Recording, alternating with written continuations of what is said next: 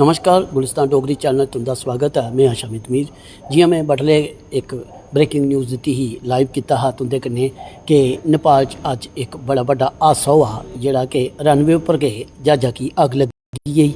तो उस वक्त असें की कोई खबर पुख्ता नहीं है कि किन्ने इंजर्ड न, किन्ने जख्मी होए, किन्ने स्वर्ग सुधारी गए।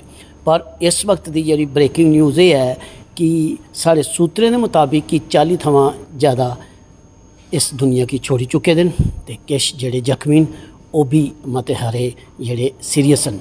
ते इस वक्त की ब्रेकिंग न्यूज़ जियां मैं तुसेंगी आख्या कि मैं तुंदे कन्नै अपडेट शेयर करगा। ते ये साढ़े सूत्रें थमां पता लग्या कि जेड़े हादसा हुआ जेड़े अग्गा च झुलसी गए ते उंदे च 40 थमां ज़्यादा लोग स्वर्गा गी सधारी गए ते मते हारे किश घायल न।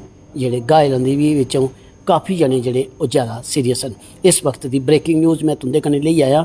ये अज बडले की खबर ही जिसले नेपाल च जहाज़ा दा हादसा हुआ तो जहाज़ की पूरी तरीके कन्नै अग ने अपने लपेटे च ले लिया।